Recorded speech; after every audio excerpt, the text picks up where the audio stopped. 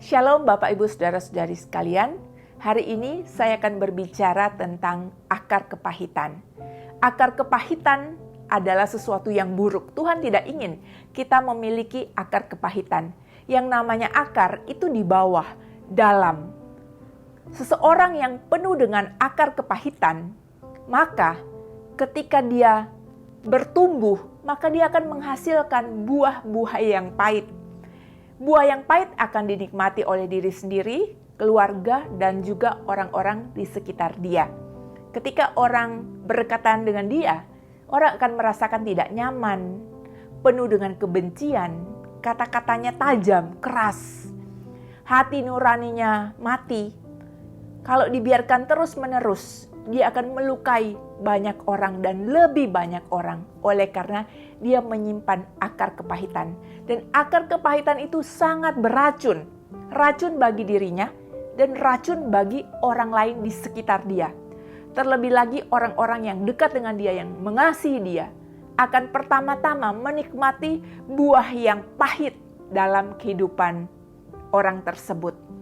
Pasti dia akan dengan tidak sengaja dan dengan sengaja akan melukai orang-orang di sekitar dia. Itulah sebabnya kita harus beres dengan yang namanya akar kepahitan.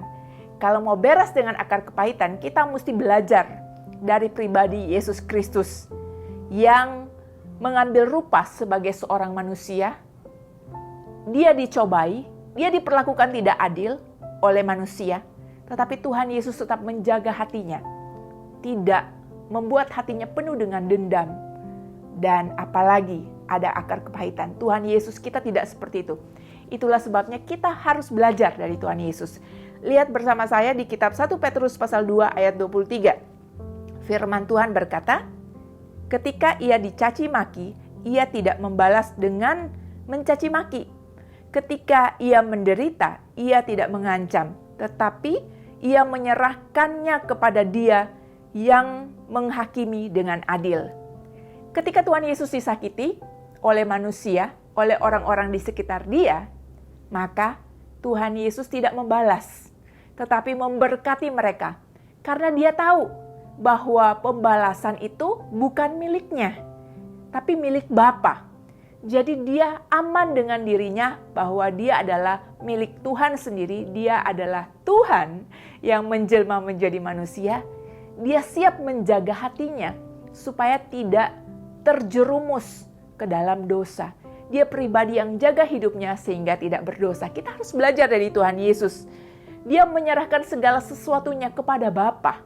Dia tidak menuntut balasan dari apa yang manusia kerjakan di dalam hidupnya. Kita lihat juga di dalam Matius pasal 6 ayat 14 dan 15. Karena jikalau kamu mengampuni kesalahan orang, Bapamu yang di sorga akan mengampuni kamu juga. Tetapi jikalau kamu tidak mengampuni orang, Bapamu juga tidak akan mengampuni kesalahanmu. Bapak Ibu, ingat, kesalahan orang pada kita itu lebih kecil daripada kesalahan kita kepada Allah Bapa, kepada Tuhan. Kalau dihitung, kesalahan kita lebih besar. Kalau kita berkata bahwa orang itu yang bersalah kepada kita, kesalahannya tetap, kita nggak mau mengampuni, kita berkata bahwa dia amat sangat salah, oleh karena itu kita memperhitungkan semua kesalahannya dia terhadap kita, maka akan sangat berbahaya. Karena kesalahan kita dan dosa kita lebih besar daripada kesalahan orang terhadap kita. Dosa kita di hadapan Bapa, di hadapan Tuhan itu amat sangat besar. Jadi kalau kita mau hitung-hitungan, celaka kita. Karena dosa kita tuh lebih besar. Jadi hutang kita tuh lebih banyak. Masakan kita berlaku tidak adil dan berkata kepada Tuhan, orang itu sudah amat sangat bersalah. Wajarlah timbul akar kepahitan dan dendam di dalam hatiku. Bagaimana dengan dosa kita? Firman Tuhan katakan dosa kita itu lebih besar, sudah diampuni oleh Allah Bapa. Kalau kita berkata dosa orang itu tetap, maka dosa kita pun akan tetap. Lebih baik kita lepaskan pengampunan, karena hutang kita lebih besar. Kita harus belajar kasih dari Tuhan Yesus. Bagaimana Tuhan selalu melepaskan pengampunan.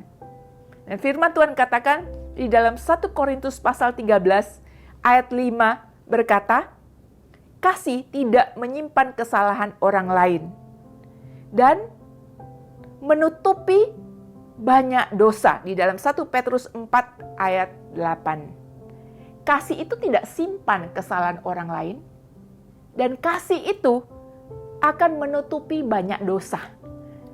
Kalau ada orang yang berbuat salah kepada kita, orang berbuat dosa kepada kita, maka kita memang tidak bisa melupakan, tapi kita bisa memaafkan.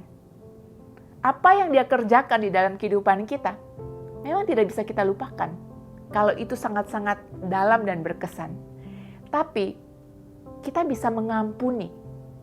Berarti kita dengan rela hati tidak mengingat-ingat lagi kesalahan orang tersebut. Itulah sebabnya kalau kita mau lepas dari akar kepahitan, kita harus belajar dari Tuhan Yesus.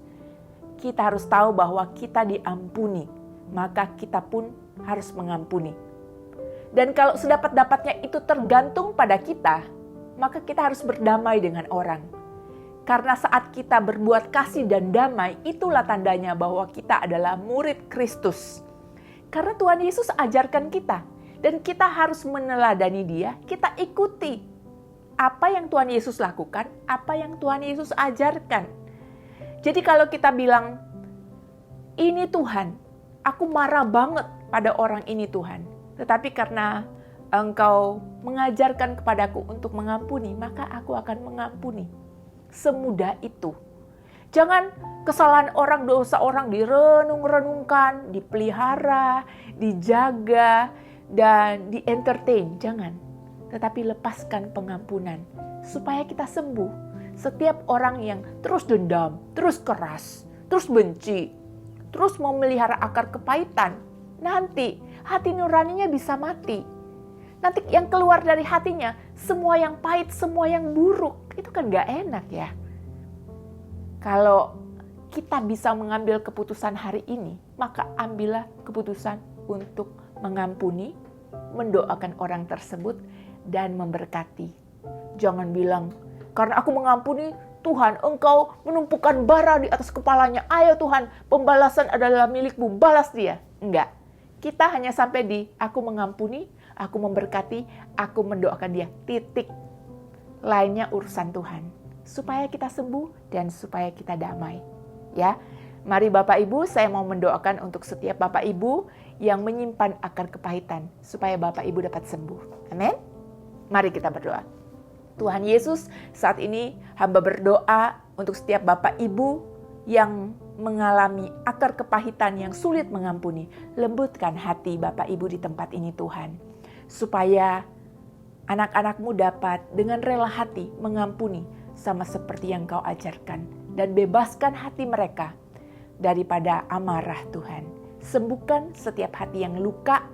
Dan biar mulai hari ini hidup baru dalam pengampunan dan dalam berkat dan kasih Tuhan. Hamba bersyukur menyerahkan semua anak-anak-Mu ke dalam tangan-Mu. Di dalam nama Tuhan Yesus. Amin. Bapak Ibu terus bersemangat jalani hari yang baik bersama Tuhan Yesus. Dan Tuhan Yesus memberkati.